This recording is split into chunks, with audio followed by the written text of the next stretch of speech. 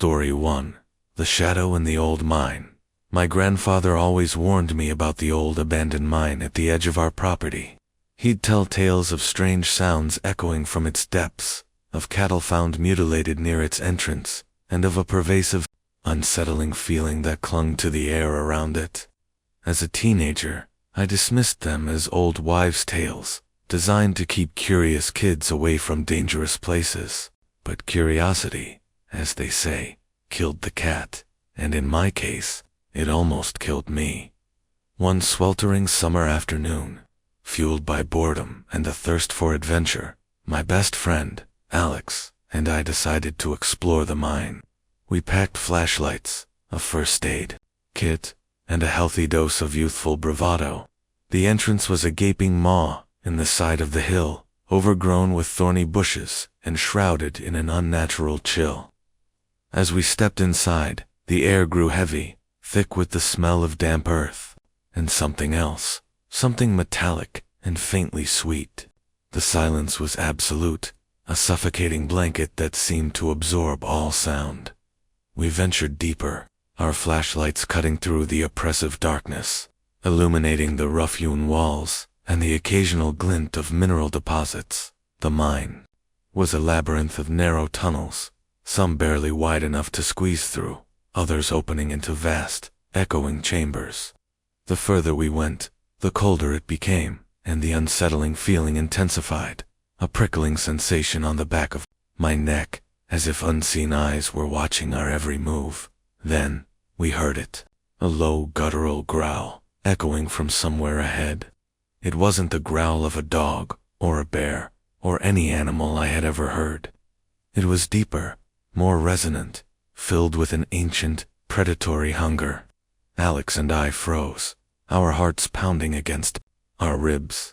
We exchanged a terrified glance, our bravado evaporating in an instant. We should have turned back then, but a morbid fascination, a desperate need to understand, kept us rooted to the spot. The growl intensified, closer now, accompanied by a faint scraping sound, like claws dragging across rock. We aimed our flashlights in the direction of the sound, their beams trembling in our shaking hands.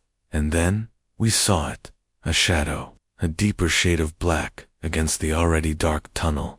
It was large, impossibly large, its form indistinct, but undeniably present.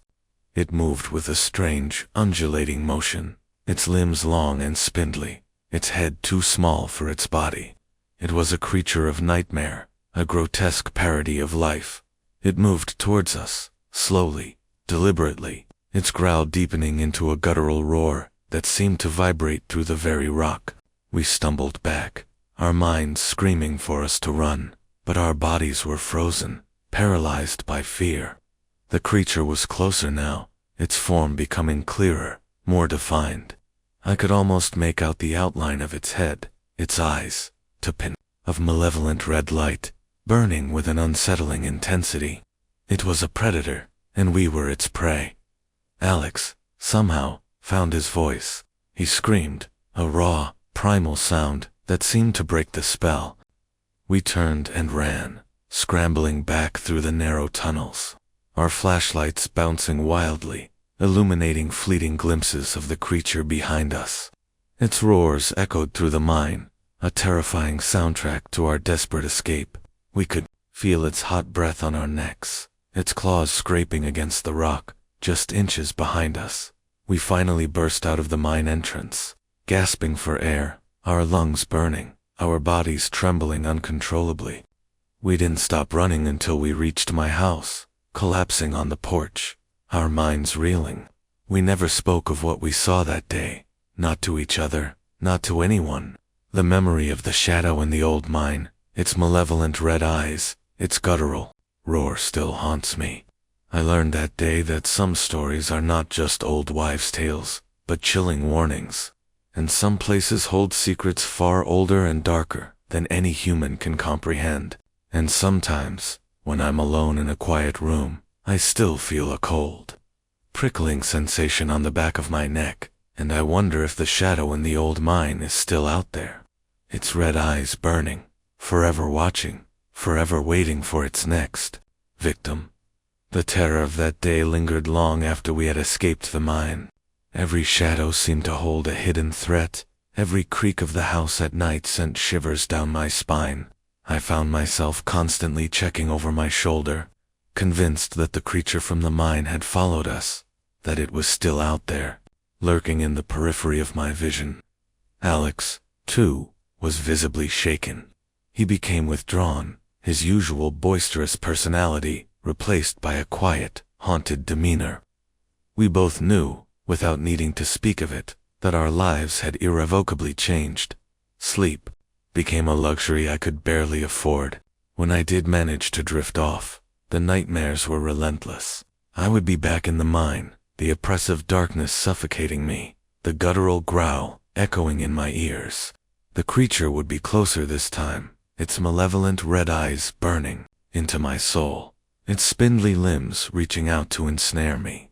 I would wake up in a cold sweat, my heart pounding, the phantom sensation of its hot breath on my neck. My parents noticed my change in behavior, the dark circles under my eyes, my sudden aversion to anything dark or enclosed. They attributed it to teenage angst, to a bad dream, never truly understanding the profound horror that had gripped me. One evening, while alone in my room, I heard it again, a faint, scraping sound, coming from outside my window. My blood ran cold. I froze, my breath caught in my throat, listening intently. The sound came again, closer this time, followed by a low guttural growl. It was unmistakable. The creature. It had found me. Panic seized me, a primal, overwhelming fear that threatened to consume me. I wanted to scream, to run, but my body was frozen, paralyzed by terror. I could feel its presence, a cold, malevolent energy radiating from outside. I don't know how long I stood there, trembling, listening to the scraping and growling outside my window. It felt like an eternity. Finally, as the first rays of dawn began to pierce through the darkness, the sounds faded and the oppressive feeling lifted.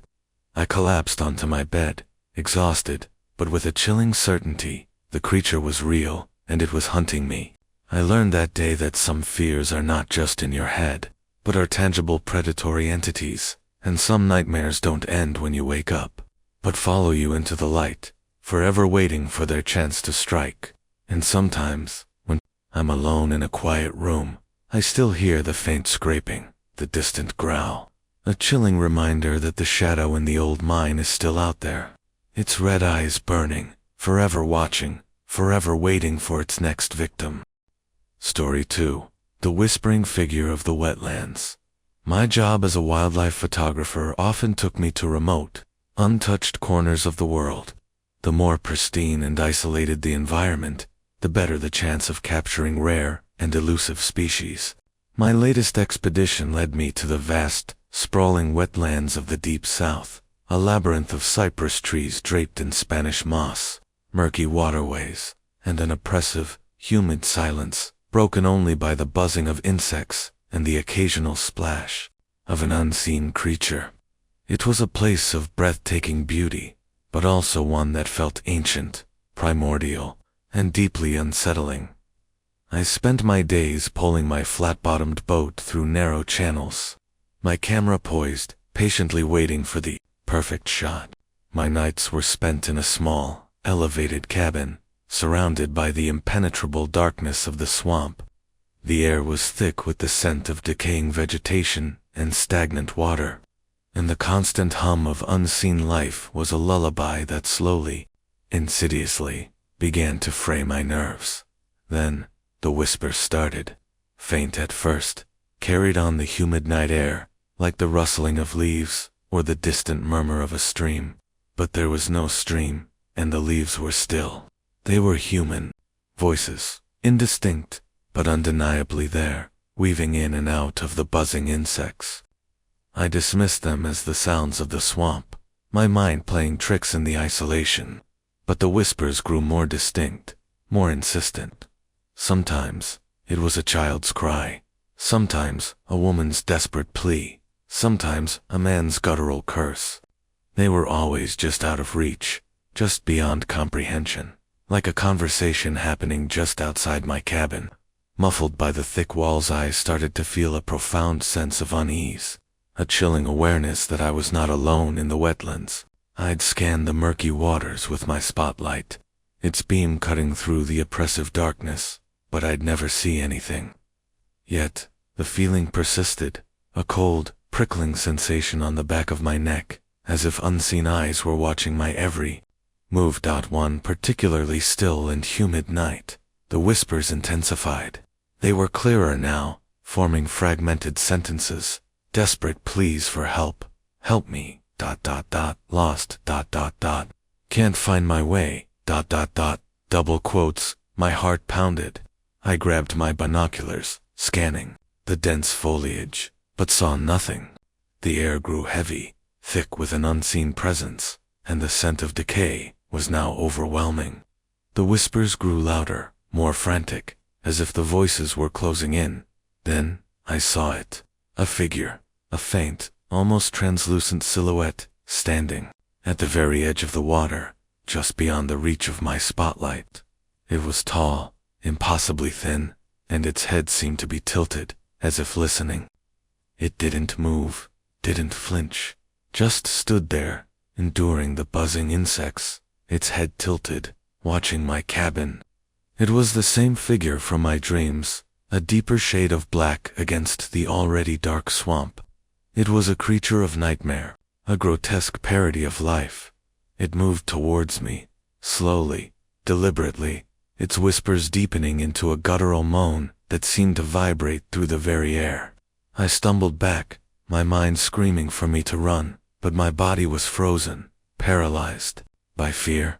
The creature was closer now, its form becoming clearer, more defined. I could almost make out the outline of its head, its eyes, two pinpricks of malevolent white light, burning with an unsettling intensity. It was a predator, and I was its prey. I don't know how, but I found my voice. I screamed, a raw, primal sound that seemed to break the spell.